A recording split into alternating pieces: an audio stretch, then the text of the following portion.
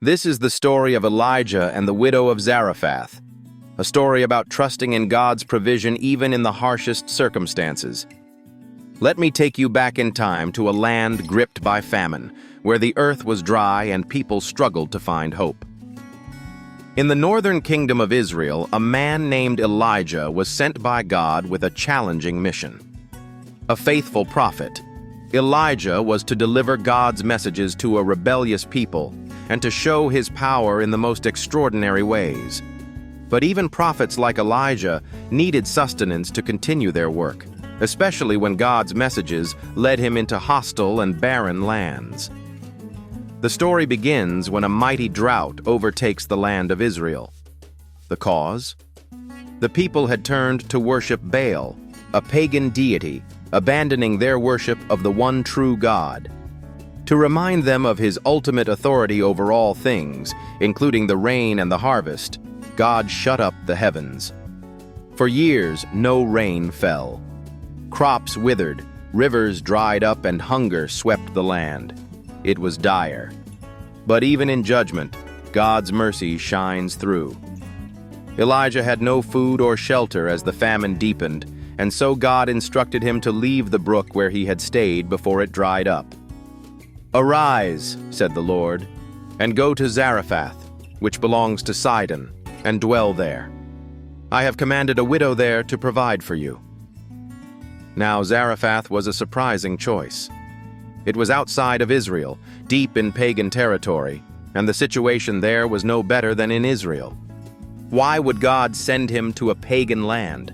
And how could a widow, usually one of the most vulnerable in society, offer provision for a prophet during such a time of scarcity? But Elijah obeyed. He walked for days under the blazing sun, and finally, he reached the gates of Zarephath. There, he saw her, a widow, poor and frail, gathering a few sticks to prepare what would likely be her last meal. She looked up as Elijah called out to her, "Please bring me a little water in a jar that I may drink." The woman's brow furrowed, but despite the drought, she turned to fetch him water. But as she was walking away, Elijah added, "And bring me a piece of bread." That simple request stopped her in her tracks. Turning back, her face was filled with sorrow and worry as she answered, "As surely as the Lord your God lives, I have no bread, only a handful of flour in a jar and a little oil in a jug. I am gathering a few sticks to take home, to make a meal for myself and my son, that we may eat it and die." Imagine the weight of her words. She saw no future for herself or her beloved child, only hunger and death. What Elijah said next must have stunned her. "Do not be afraid," he said. "Go home and do as you have said. But first, make a small cake for me from what you have, and bring it to me. Then make something for yourself and your son. For this is what the Lord, the God of Israel, says: The jar of flour shall not be spent, and the jug of oil shall not run dry, until the day the Lord sends rain on the land." How audacious! How challenging to her faith! Can you imagine the internal struggle the widow must have felt? Here was a stranger, asking for her last bit of food, in exchange for a promise of provision from a God she barely knew. But something within her stirred. Was it hope? Was it the Spirit of the living God? Whatever it was, she obeyed. She took her pitiful reserves of flour and oil, made bread, and shared it with Elijah before feeding herself and her son. And then, the miracle began. Day after day, week after week, as she reached for the jar of flour and the jug of oil, there was always just enough. The flour never ran out. The oil never ran dry. God's provision was constant and abundant, just as he had promised through Elijah. Can you imagine the relief of this woman?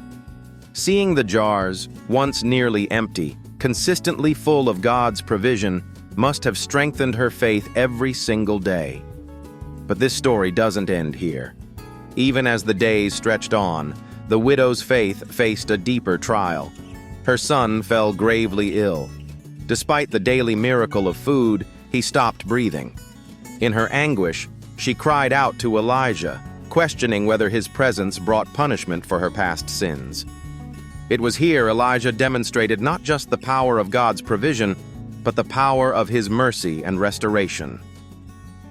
Carrying the boy upstairs, Elijah stretched himself out over the limp body and prayed fervently, "O Lord my God, let this child's life return to him." Miraculously, the boy's life was restored. Elijah carried him back down, alive, to his overjoyed mother. In that moment, the widow exclaimed, "Now I know that you are a man of God, and that the word of the Lord from your mouth is the truth." This is not just a story about miracles. It's a testament to faith and obedience during desperate times. The widow sacrificed what little she had, trusting in God's promises, and was blessed with overflowing provision and the restoration of her son's life. And Elijah, who carried God's word into unfamiliar territory, learned once again that God's care surpasses all boundaries, be they national, cultural, or social. So what about you? Can you trust God to provide, even when the situation seems impossible? Can you share generously, even when your resources feel too scarce? This story shows us that God's provision knows no limits when His people walk in obedience and faith. Trust in Him, just as the widow and Elijah did, and watch how He provides abundantly in your life.